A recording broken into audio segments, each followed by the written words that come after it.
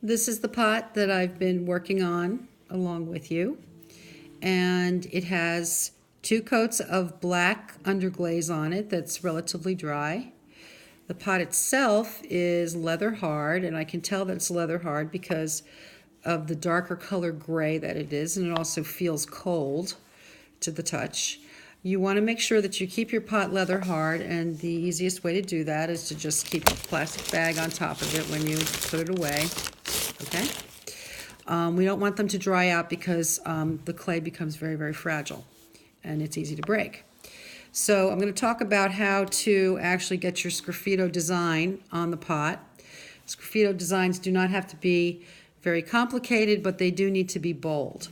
The one that I designed, which we did in class together on this paper, my design looked like this, which is sort of a bamboo type of design that will go around the entire pot.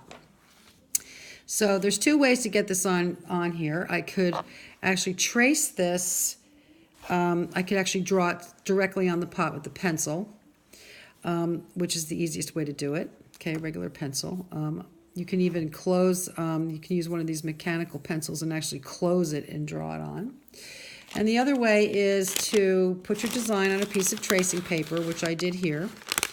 I put a couple slices in the tracing paper, and you can actually just put it onto your pot and tape it in place. And it's important that your pot is somewhat dry because the tape will not stick if your pot is too wet. Okay, so I'm going to, hopefully this will stay somewhat. Okay, and so I have the design on here, and holding it in your hand, it's important to do that.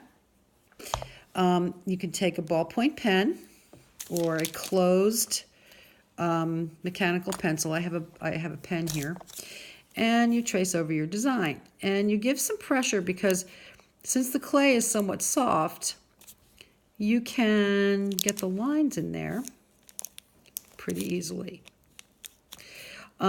Whenever you're working with a clay piece like this, it's a good idea to hold the pot in your hand. That way you can actually see what you're doing. Okay, I'm not going to do the whole thing. I'm just going to do some. You might not be able to see the designs that I'm etching into this.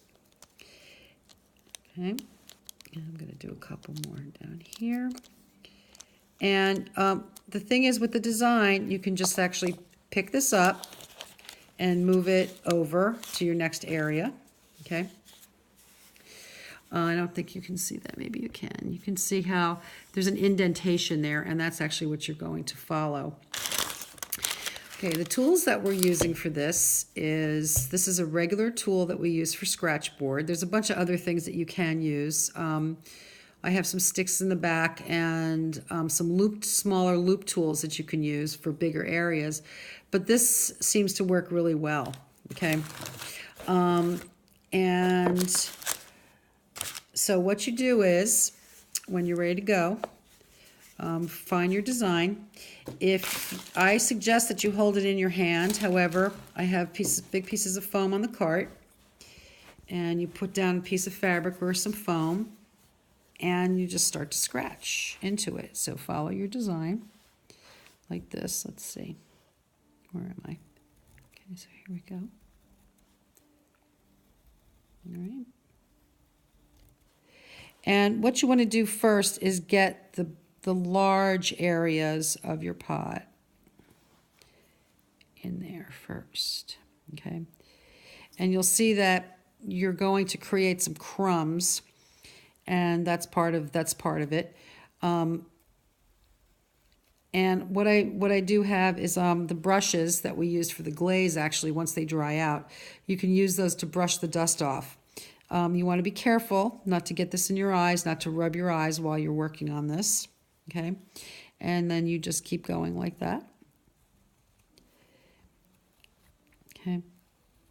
And what's nice about this technique is that you can get into some details if you want to, but the thing is that the real fine stuff, we just don't, this is not for that.